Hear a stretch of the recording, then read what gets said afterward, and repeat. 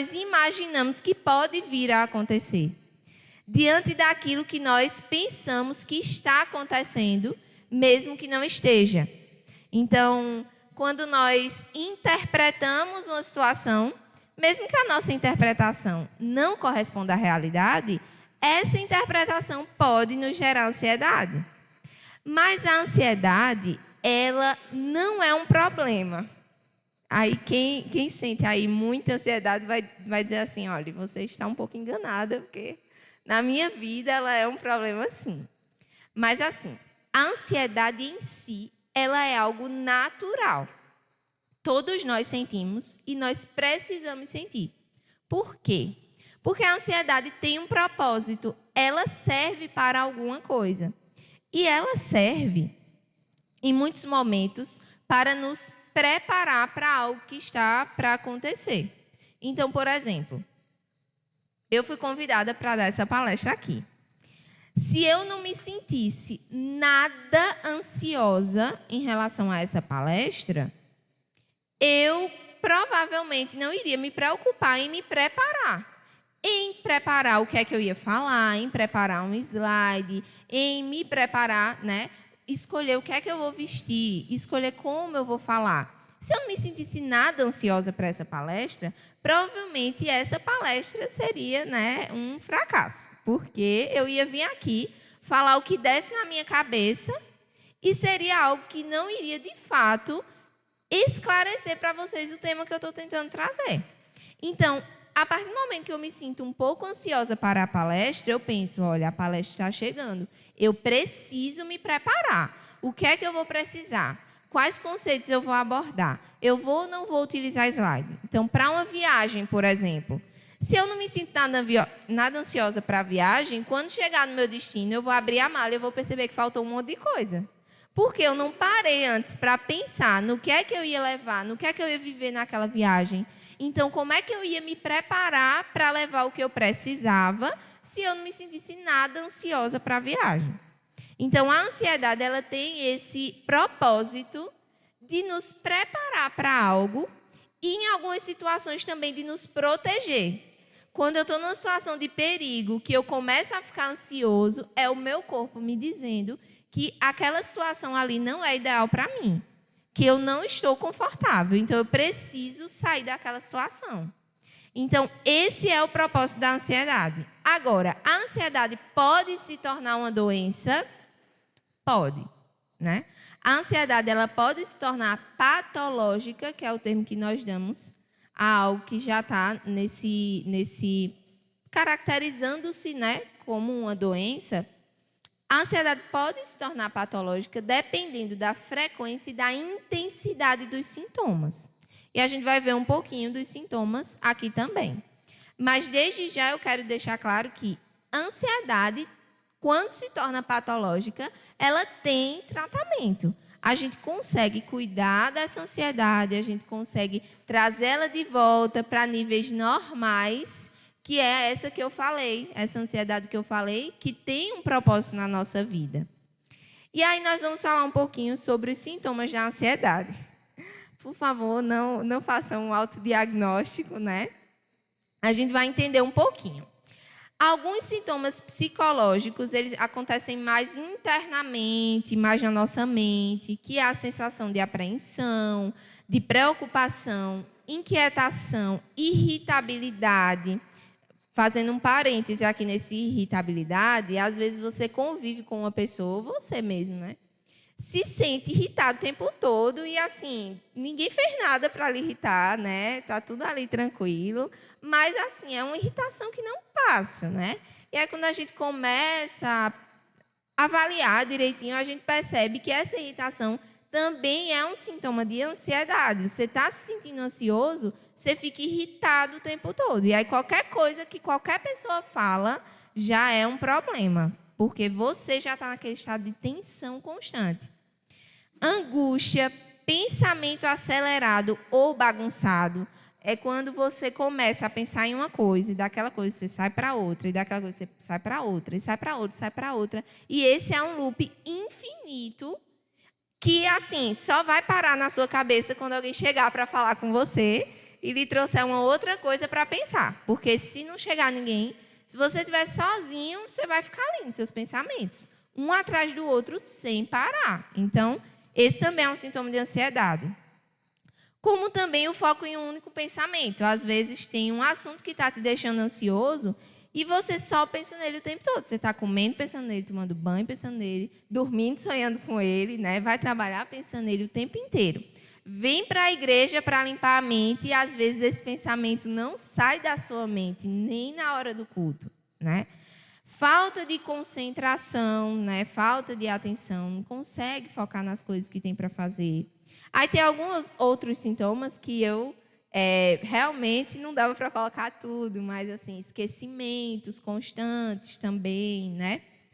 Quando a gente vai para a parte física, e aqui tem uma observação. A ansiedade em níveis normais, geralmente, ela não causa tantos sintomas físicos. Ela causa mais sintomas psicológicos. Então, por exemplo, quando eu me senti ansiosa para realizar essa palestra, né, eu não fiquei com falta de ar, eu não fiquei com dores pelo meu corpo, mas eu fiquei com uma inquietação, uma preocupação. Será que vai dar tudo certo? Será que as pessoas vão? Será que as pessoas vão entender? Então, a ansiedade em níveis normais, ela não causa tantos sintomas físicos. Pode causar ali um suor nas mãos, né? Pode causar ali um suor frio, às vezes um friozinho na barriga, mas nada tão sério. Mas quando a gente começa já a entrar em níveis de crises de ansiedade, a gente começa a entrar nos sintomas físicos, como respiração acelerada, falta de ar, né? Sensação de falta de ar, dores no corpo. Tem pessoas que, quando estão ansiosas, ficam totalmente travadas, sentem dor o tempo inteiro. Sudorese excessiva, né? Sua muito. Batimento cardíaco acelerado, né? Mãos e pés frios. Fraqueza, náuseas, enjoo, tem pessoas que vomitam quando tem uma crise de ansiedade, roer unhas, né? Tem pessoas também que desmaiam, insônia, nem coloquei aqui, mas insônia é um dos sintomas mais assim, frequentes também da ansiedade. E tem muitos outros sintomas que eu não coloquei aqui. Por quê? A ansiedade é um estado emocional e quando ela se torna patológica, ela se manifesta de formas muito variadas. Então, a ansiedade ela é muito personalizada.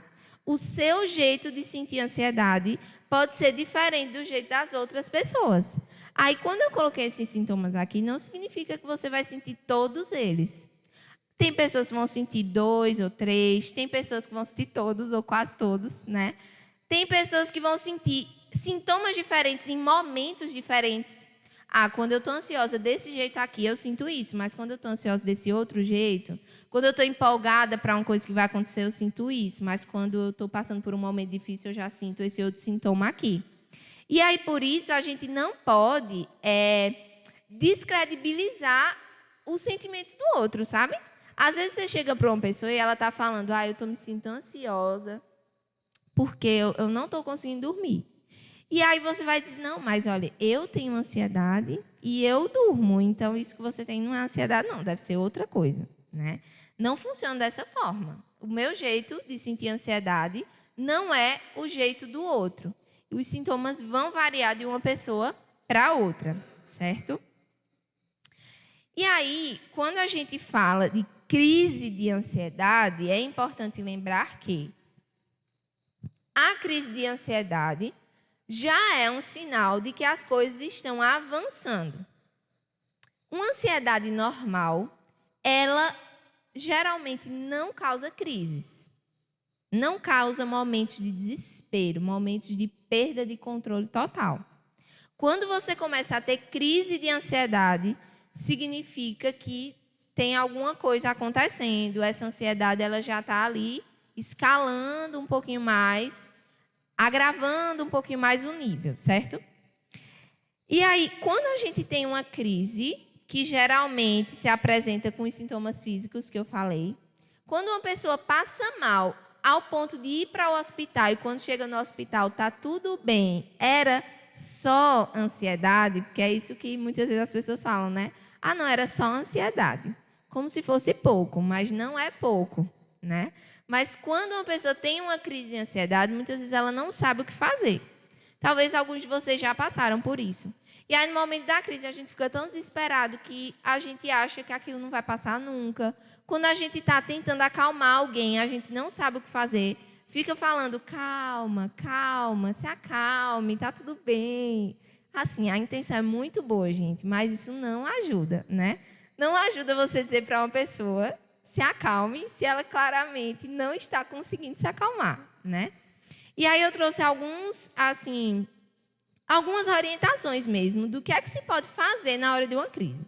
Tanto quando você sentir a crise, quanto quando você tiver que acalmar alguém, quando você estiver ajudando alguém que está passando por uma crise de ansiedade, certo? A primeira coisa que a gente vai focar na hora da crise é a respiração. Quanto mais rápido você respira, mais desesperado você fica. E menos você consegue pensar. Então, primeiro, a gente acalma o corpo. Quando você fala para a pessoa assim, se acalme, você está tentando fazer a pessoa raciocinar que ela precisa se acalmar e ter o controle. Mas no momento da crise, a pessoa está fora de controle e ela não vai conseguir raciocinar nada. Então, primeiro você acalma o corpo, para depois acalmar a mente. Então, você vai precisar, se você tiver intimidade com essa pessoa, tocar nessa pessoa, segure na mão dela, abrace ela, traga uma sensação de segurança para ela e peça para ela respirar, olhar para você e respirar. Você vai falar para ela, olha, só respira. E você vai ali guiando a respiração dela. Você vai ajudando ela a desacelerar a respiração. Quando você percebe que está funcionando, você vai tentar relaxar o corpo. Relaxar o corpo, ver se tem alguma mão espremida, ver se tem, sabe, alguma coisa travada ali. Se você está apertando os braços, se você está apertando, né, os seus dentes. Se o seu corpo está ali travado, tenta relaxar, tenta soltar, certo? Quando a pessoa estiver se acalmando, quando você estiver se acalmando, aí você vai tentar direcionar seu pensamento para algo que geralmente te traz paz, te traz calma, te traz tranquilidade. E aí você vai lembrar que é uma crise de ansiedade. E uma crise de ansiedade é como uma onda. A onda vem e volta. A onda não fica, mas também não tem nada que possa impedir a onda de vir. Então, você não vai conseguir impedir que a crise venha. Mas quando ela vier, você tem que saber que ela vai embora. Então, quando você começa a se acalmar, você tenta lembrar, é uma crise de ansiedade. Ela vai passar. Crises de ansiedade não duram para sempre. Elas têm começo e elas têm fim. E aí você vai focar nisso e você vai focar em esperar a crise passar. E não se forçar a pegar um rodo e sair, sabe? A gente não vai para a praia com um rodo e fica puxando a onda de volta para o mar, né?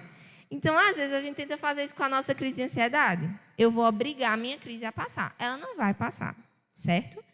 E aí, a partir do momento que você lembra que vai passar, você está começando a ficar relaxado, então vá fazer uma coisa que te acalma. Não, eu já estou melhor, eu vou beber uma água. Eu já estou melhor, eu vou lavar o meu rosto. Eu já estou melhor, eu vou ouvir uma música que me traz tranquilidade. Eu vou, enfim, fazer alguma coisa que vai me ajudar a terminar de me acalmar.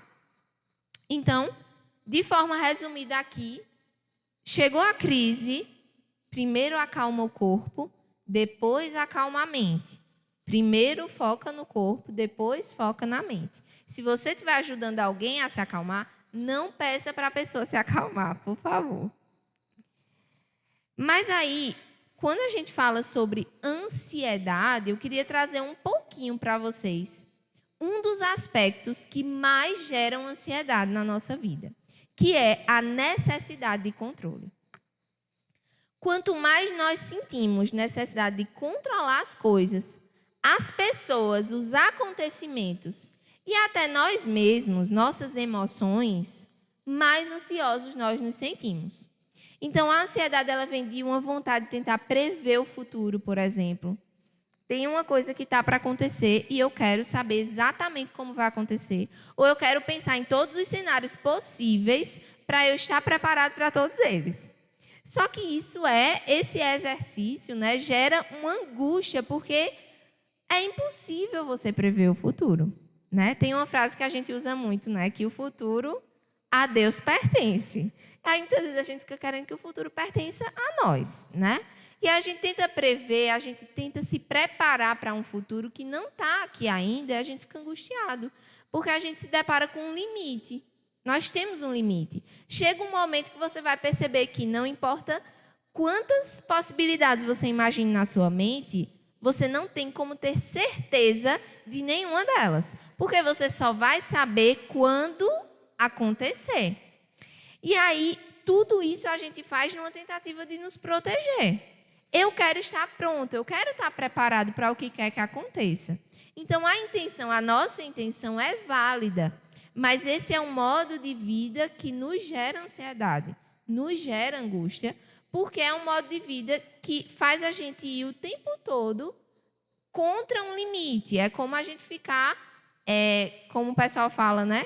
Dando murro em ponta de faca. Eu estou o tempo todo tentando ultrapassar um limite que eu não vou ultrapassar, que é justamente o controle sobre o futuro, ou o controle sobre as pessoas, o que eu quero que as pessoas façam, como eu quero que as pessoas pensem e ajam. Então, quando nós conseguimos entender que nós não podemos controlar tudo, eu não posso controlar o meu futuro, eu não posso controlar as pessoas, eu não posso controlar o que me acontece. Em alguns momentos, eu não posso controlar nem o que eu sinto. Como, por exemplo, eu falei da crise de ansiedade, a crise é um exemplo de falta de controle. Eu não consigo me controlar. E aí a crise vem. Então, a vida e as pessoas são imprevisíveis. Eu não tenho como prever como o outro vai reagir. Eu não tenho como prever o que vai me acontecer. Quando eu começo a entender e a aceitar isso, quando eu começo a ficar em paz com isso, eu começo a abrir mão da necessidade de controle. Quanto mais eu quero controlar as coisas, mais ansiosa eu me sinto. Quanto mais eu aceito que eu não posso controlar as coisas, menos ansiosa e mais em paz eu me sinto. Por quê? Quando eu abro mão da necessidade de controlar aquilo que eu não posso, eu tenho mais possibilidade de focar naquilo que eu posso controlar. E o que é que eu posso controlar? Aquilo que eu posso controlar é a minha responsabilidade. Todos nós aqui temos a nossa responsabilidade. Por exemplo, viver a sua vida é única e exclusivamente sua responsabilidade. Ninguém pode viver sua vida por você. Ninguém pode pensar por você, ninguém pode sentir por você, ninguém pode agir por você. Então, os seus pensamentos, sentimentos e ações são suas responsabilidades. As funções que você ocupa, como pai, mãe, como esposa, como esposo, como filho, como estudante, como profissional, como servo aqui na igreja, como pastor, né, como músico. As funções que você ocupa, só você pode desempenhar. São sua responsabilidade. As nossas escolhas são nossa responsabilidade. Então, eu não posso controlar o que me acontece. Mas eu posso controlar como eu vou reagir a isso, como eu vou agir diante disso. Eu não posso controlar as pessoas, mas eu posso controlar como eu vou me relacionar com as pessoas. Eu não posso impedir que alguém me machuque, mas eu posso escolher como é que eu vou lidar quando alguém me machucar. Eu posso escolher os limites que eu vou colocar nas minhas relações para que aquela pessoa entenda que ela não pode fazer aquilo comigo mais. Eu posso escolher quem eu quero do meu lado e quem eu não quero ter intimidade, porque eu entendo que aquela relação não está me fazendo bem. Então, eu posso considerar as minhas emoções e considerar as emoções do outro sem tentar controlá-las. Basicamente, responsabilidade é fazer aquilo que é a sua parte. A parte do outro, a parte da vida e, às vezes, até a parte de Deus que a gente fica tentando fazer, nós precisamos abrir mão. Nós precisamos deixar a cargo de cada um que assuma a sua responsabilidade. Deu para entender essa parte? A relação entre ansiedade e necessidade de controle e a importância de abrir mão do que eu não posso controlar e assumir a minha responsabilidade naquilo que eu posso controlar. E aqui eu lembrei de, assim, fazer um parêntese importante. Por quê? Muitas vezes nós nos colocamos numa posição em que nós ficamos culpabilizando os outros o tempo todo. Ah, eu estou assim porque fulano fez isso comigo. Ou eu estou assim porque meus pais me tratam dessa forma. Eu estou assim porque meu esposo, minha esposa me tratam dessa forma. Tudo que as pessoas fazem com você tem um efeito em você. Não tem como controlar isso. Você vai ser afetado. Você vai reagir a isso. Porém, a forma como você lida com isso é sua responsabilidade. Então, essas pessoas me tratam assim. Infelizmente, eu não posso impedir que elas me tratem assim. Mas eu posso me posicionar. Eu posso chegar para elas e dizer, olha, isso aqui que você está fazendo está me deixando mal. E eu não queria que você continuasse fazendo isso. Então, eu posso fazer algo sobre isso. Agora, eu tenho que fazer algo sobre isso de acordo com o que está ao meu alcance. Eu não posso chegar para a pessoa e dizer, olha, é o seguinte, eu quero que você haja dessa ou dessa forma, porque é a forma que eu prefiro que você haja. Infelizmente, a pessoa é que vai escolher se ela vai ou não agir de acordo com o que você quer. Agora, se você chega para a pessoa e diz, olha, eu não aceito que você me trate dessa forma. Você está me desrespeitando, você está me deixando mal, e eu realmente não quero mais ser tratado dessa forma. Agora, aqui você está colocando o seu limite. É sobre você não aceitando mais aquilo que o outro está lhe fazendo. Então, é importante que a gente aprenda a diferenciar isso. O que é que eu posso fazer e o que é que eu não posso fazer. Em relação ao que eu não posso fazer, eu preciso abrir mão. E aqui eu trouxe um conceito muito importante, que é o conceito de prevenção. Quando nós falamos de ansiedade patológica, é preciso buscar tratamento, é preciso buscar ajuda profissional, e a gente vai falar um pouquinho mais sobre isso agora no finalzinho, no próximo slide. Mas vamos pensar que eu, por exemplo, ainda não estou em um nível tão grave de ansiedade, mas eu estou percebendo que a ansiedade está começando a tomar conta da minha vida.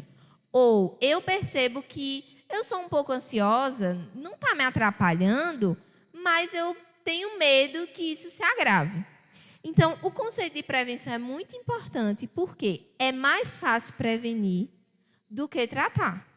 É mais simples prevenir do que tratar. Então, é muito mais fácil eu cuidar da minha ansiedade enquanto ela ainda está leve, do que eu conseguir cuidar da minha ansiedade quando ela está mais grave. Tem jeito? Tem. Mas vai realmente ser mais difícil e, principalmente, vai ser mais sofrido. Porque até você vir conseguir tratar, quanto tempo você não já passou sofrendo com essa ansiedade? E aí, quando a gente fala de prevenção em saúde mental, a gente fala de autocuidado. O que é autocuidado? É simplesmente eu colocar a minha saúde como prioridade na minha vida. Eu colocar as minhas emoções como prioridade na minha vida. E aí eu trouxe alguns pontos de autocuidado que vocês podem escolher, né, a partir de hoje, colocar em prática. Esse é o meu desejo, né, meu intuito. Um desses pontos é respeitar os seus limites. Aquilo que eu falei agora há pouco sobre controle, eu estava falando sobre limite. A atitude dos outros é um limite. Eu não posso controlar isso. A vida é um limite. A vida acontece, eu querendo ou não, né? O futuro é um limite. Eu não posso prevê-lo. Então, tudo aquilo que eu não posso controlar é um limite. E eu preciso aprender a respeitar esses limites. Da mesma forma que eu preciso aprender a respeitar os limites do meu corpo. quando o meu corpo está exausto, quando o meu corpo está sobrecarregado, quando minha mente não aguenta mais, ela dá sinais. O meu corpo dá sinais. Será que eu estou prestando atenção nesses sinais? Será que eu estou respeitando os meus limites? Organização de tarefas, organização de tempo é outro ponto muito importante. Porque muitas vezes, por falta de organizar o nosso tempo, nós não incluímos na nossa rotina momentos de lazer, momentos de descanso. E esses momentos são extremamente importantes na prevenção da ansiedade. O cuidado com o nosso corpo, quando a gente fala sobre alimentação, exercícios físicos, e eu coloquei aqui química cerebral para lembrar de explicar um pouquinho como isso funciona. Talvez alguns de vocês até já saibam, né? Mas é importante reforçar. Quando nós realizamos exercícios físicos, e não só exercícios físicos, mas atividades que nós gostamos, coisas prazerosas, algumas substâncias são liberadas no nosso cérebro, né? Como a dopamina, a endorfina, a serotonina. São substâncias que geram prazer, sensação de bem-estar. E são substâncias que reduzem o estresse e a ansiedade. Então, o nosso cérebro, ele foi feito para reduzir o estresse, reduzir a ansiedade de forma natural, quando a gente cuida do nosso corpo, fazendo exercícios físicos, e quando a gente faz atividades que nos geram prazer. E aí as pessoas falam, às vezes, assim, descanso é luxo, né? Lazer, o que é lazer, né? Eu não posso me dar esse direito. Lazer e descanso não são luxo, são necessidade. Se o seu corpo, se a sua mente não descansa, seu corpo e a sua mente vão adoecer. Se você não tem momentos de prazer na sua rotina, você vai adoecer. Então, não é uma questão de luxo, não é uma questão de se dar o direito, né? Você precisa disso. E isso também é prevenção contra a ansiedade. E aí eu coloquei um último ponto, que é expressar suas emoções. Quanto mais a gente guarda aquilo que a gente sente, mais a gente se torna uma bomba relógio. A gente explode a qualquer momento e, geralmente, com quem não está envolvido. Então, várias coisas vão acontecendo na minha vida, no trabalho, na família, nas amizades, na escola, comigo mesmo, assim. Às vezes eu estou tentando pensar o que é que eu quero para o meu futuro e eu começo a entrar em um momento de angústia, que é algo que está acontecendo ali, internamente, só comigo, mas aquilo está me gerando ansiedade também. E aí eu começo a guardar.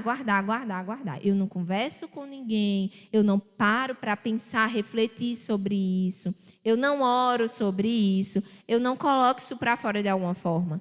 Quando tudo isso vai se juntando, vai chegar um momento que uma pessoa aleatória vai fazer uma coisa bem pequena que me incomoda e eu vou explodir com ela, eu vou descarregar nela tudo que eu estava acumulando, como se ela tivesse me esfaqueado, sendo que ela cortou minha unha.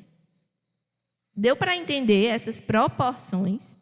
E aí a gente começa a reagir de forma desproporcional às coisas que acontecem, porque nós estamos agindo de forma proporcional a tudo que está guardado na nossa mente. E aí é onde as pessoas não vão entender. Por quê? Não necessariamente elas têm que entender. Porque se eu cortar a sua unha, eu não quero que você reaja como se eu tivesse lhe dado uma facada. E eu não tenho culpa de você estar guardando tudo isso e não ter cuidado das suas emoções. Então, é importante a gente entender que expressar as nossas emoções é autocuidado, mas também é cuidado com as nossas relações. Porque eu deixo de descarregar sobre o outro algo que o outro não tem culpa de estar acontecendo comigo. E por último, mas não menos importante, eu queria destacar a importância da gente olhar para esses dois conceitos, para esses dois aspectos, saúde mental e espiritualidade. Primeiro, queria destacar aqui saúde mental e eu sou suspeita para falar, né, porque eu sou psicóloga, mas esta é a minha bandeira, eu preciso defender, né? Saúde mental é tão importante quanto saúde física, gente. Sintomas psicológicos refletem no corpo, sintomas físicos refletem na mente. Existem pessoas indo para hospitais por crises de ansiedade, existem pessoas parando de trabalhar por entrarem num quadro de burnout, que nada mais é do que uma exaustão profunda, ao ponto que a mente e o corpo da pessoa param de funcionar. Então, quando a mente adoece, o corpo adoece junto. E vice-versa. Então, quando nós estamos doentes fisicamente, quando eu tenho algum problema no meu corpo, eu corro para um médico e eu vou procurar ajuda. Eu vou fazer um exame, eu vou entender o que é que está acontecendo. Se for para fazer cirurgia, eu vou. Se for para fazer tratamento com remédio, eu vou. Se eu tiver um câncer, o que o médico prescrever para eu fazer, eu vou fazer. Por quê? Porque eu entendo que a minha saúde é muito importante. Mas quando a gente passa para o âmbito da saúde mental, não é assim que as pessoas lidam.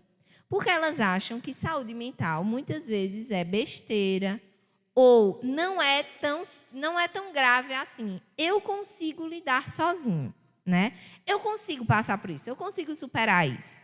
E as pessoas confundem um pouco adoecimento mental com fraqueza pessoal.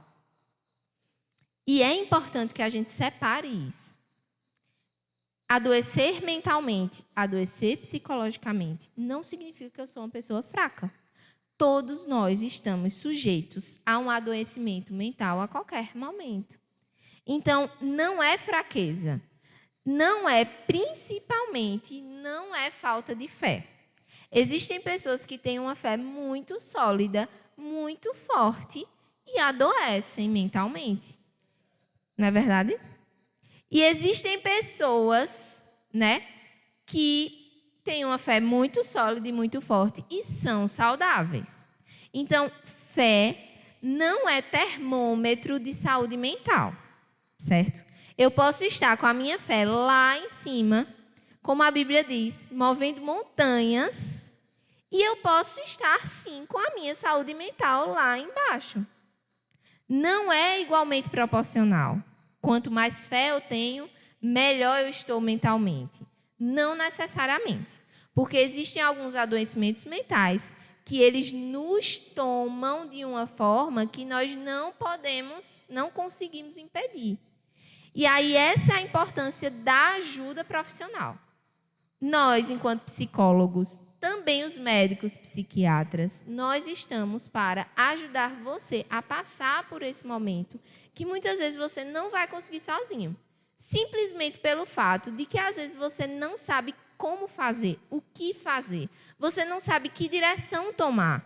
E aí a gente vai lhe ajudar a olhar na direção certa, olhar para o foco do problema, o que é que de fato está causando tudo isso e ir aos pouquinhos arrumando, organizando essa bagunça mental, para que aos pouquinhos você consiga ir voltando ao seu estado de saúde. Então o propósito é unicamente esse. E aí queria até assim aproveitar o momento, né, para desmistificar algumas coisas. Porque, por exemplo, o psicólogo, ele não vai dizer a você o que você deve fazer com a sua vida. Então, tem muita gente que tem medo de ir para o psicólogo, porque tem medo assim, se eu for lá e o psicólogo disser para eu fazer uma coisa que eu não quero fazer, né? Se eu for lá e o psicólogo falar uma coisa que vai contra aquilo que eu acredito. Ou se ele disser que eu tenho que fazer uma coisa que eu ainda não estou com coragem de fazer. Mas o psicólogo é um profissional que está, antes de tudo, para lhe respeitar.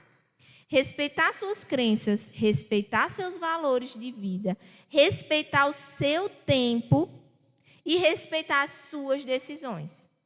E, principalmente, não julgar aquilo que você diz ou aquilo que você escolhe.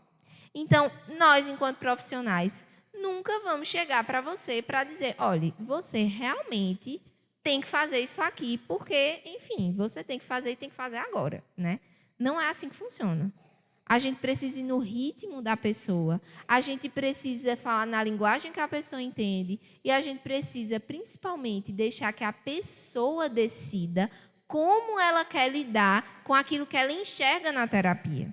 Então, quando você vai ao psicólogo, você vai receber um apoio para você voltar ao seu estado de capacidade de tomar suas decisões. E quem vai tomar as decisões vai ser você. Não é o psicólogo que vai dizer o que fazer. E a importância da fé e da espiritualidade. Gente, isso aqui já é comprovado cientificamente sobre os efeitos da relação com Deus, os efeitos da fé no momento de adoecimento mental. Uma pessoa que tem essa relação, uma pessoa que tem a sua fé, né, sólida, é uma pessoa que vai enxergar sentido na sua vida, porque o seu sentido de vida está para além dela mesma, para além do que ela sente. Vocês aqui sabem que a fé que vocês têm em Deus, ela é muito maior do que as situações que vocês vivem, do que as emoções que vocês sentem. Então, a fé ela pode trazer essa sensação de ter um sentido maior do que eu mesmo. Ela pode trazer essa sensação de ter algo pelo que lutar. E, principalmente, a sensação de que eu não estou sozinho e de que tem alguém comigo que vai me ajudar a passar pelo que eu estou passando. Então, a espiritualidade, a relação que a gente tem com Deus, é um ponto muito positivo quando a gente fala tanto sobre prevenção quanto sobre tratamento. Afinal, né, quando a gente fala sobre a Bíblia nos mostra como ter uma vida plena de sentido, uma vida plena de significado em todos os aspectos. E uma vida plena é uma vida saudável. Saúde e espiritualidade têm tudo a ver, tanto a saúde física quanto a saúde mental. Então, a mensagem que eu queria deixar para vocês aqui é essa, né? Se você tem ansiedade ainda em níveis normais, se cuide, pratique o autocuidado, mude sua rotina se precisar mudar, naquilo que está ao seu alcance. Olhe mais para você, priorize a sua saúde. Se você já está em níveis graves de ansiedade, não tenha medo de buscar ajuda profissional, porque isso não significa fraqueza. Pelo contrário, quem busca ajuda é quem mais tem força por ter a coragem de encarar aquilo que está vivendo. Ter a coragem de fazer algo para mudar a sua situação. E entenda que a sua fé, a sua espiritualidade tem um papel muito importante, tanto no seu autocuidado quanto no seu tratamento. Então, o profissional de saúde mental e Deus vão estar andando de mãos dadas para cuidar da sua saúde. E é isso, né? Eu quero agradecer muito novamente o convite que me foi feito, agradecer a vocês por estarem aqui. E eu realmente espero ter plantado uma sementinha aí de saúde mental, uma sementinha de autocuidado